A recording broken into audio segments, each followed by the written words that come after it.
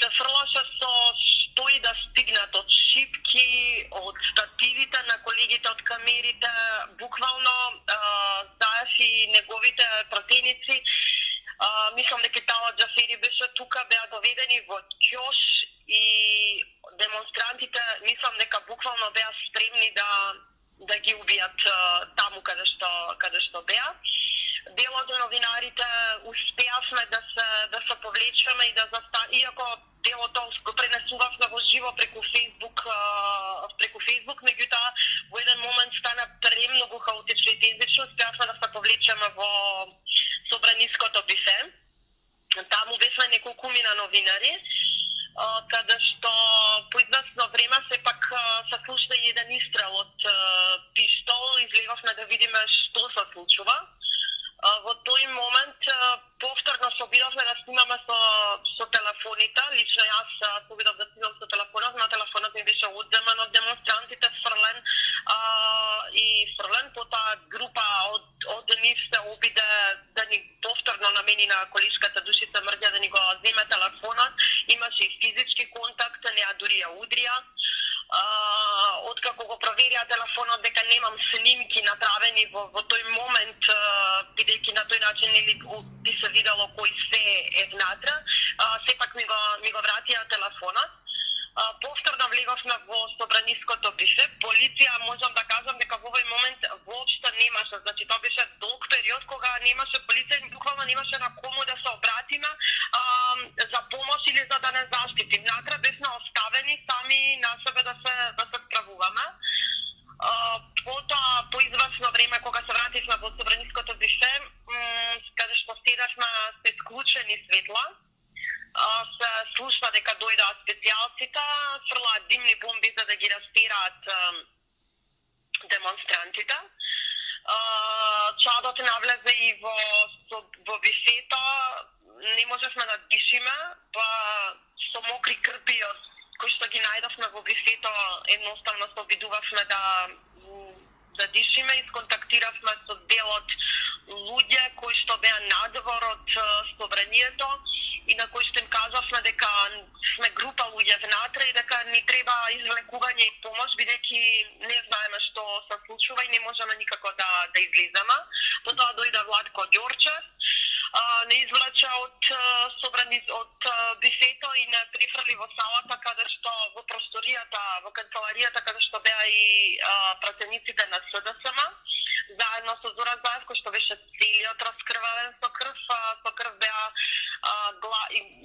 завои и на главите и раскрвавени глави и кошули, крв течена по целите кошули. Има пратениците Љупчо Николовски, Владимир Бочварски, Оливер Спасовски, додека на обезбедувањето на Оливер Спасовски медицинските екипи му даваа помош.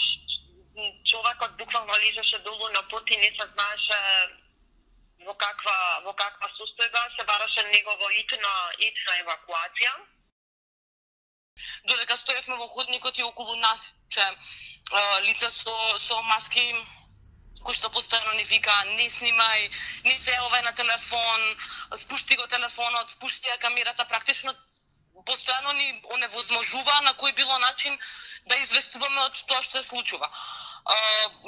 Се обидовме некако да се тргнеме од целата таа сцена, но никој тука имаше никој представници на Собраниското обезбедување кои што велеа дека се безпомошни во таа ситуација. Никој врашувавме како да се тргнеме од таму, тие викаат тргнете во патов на ваша одговорност, одете си. По известен период таква сцена успеавме да се симнеме во долниот дел од собранието. По ходниците секаде имаше луѓе со маски на лицата.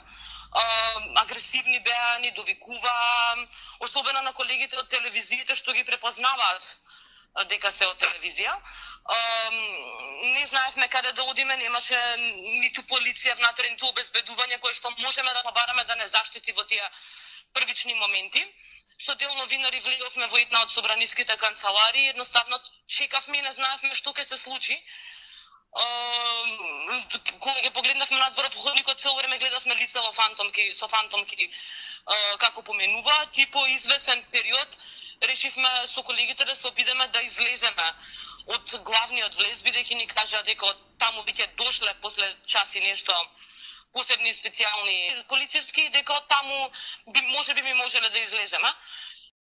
Она што може да се види како снимка, како факти, она на што сведочев натре во тие повеќе од 2 часа на заточеништво буквално во собраниската пресала, кај мене отвараат реално дилема дали масата, народот, демонстрантите или кој како и да ги нарекува, успеа да влезат во собранието или едноставно беа пуштени.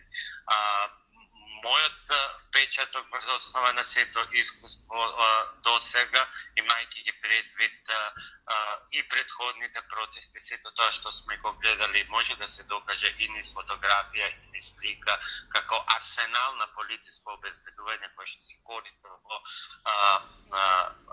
вакви и дури и помалку критични ситуации. Синоќа до точна вечерта, за жал, го немавме, и особено што за мене од сиот тој шок, за мене е можеби најшокантен фактот кој што го истакнав и синоќа, и немам причина да не го повторувам, а тоа е дека и јас лично бев нападнат од припадник на полицијата, од обезбедување собраниско, а бев за волја на вистината одбранет и буквално евакуиран од целата таа гужва од човек кој што на себе имаше црвено-жолта мара. Значи, тоа се тие мали специфични нијанси кои што многу говорат и кои што веројатно ќе треба допрва во идниот период, не со ладна глава, бидејќи институциите постојано треба да имаат ладна глава, меѓутоа со една сериозна и на закон базирана истрага да бидат откриени, разрешени и сите дилеми одговорени, а секако виновниците на оние кои што не ја употребиле или ја злоупотребиле својата законска моќ и овластување да бидат соодветно казнети.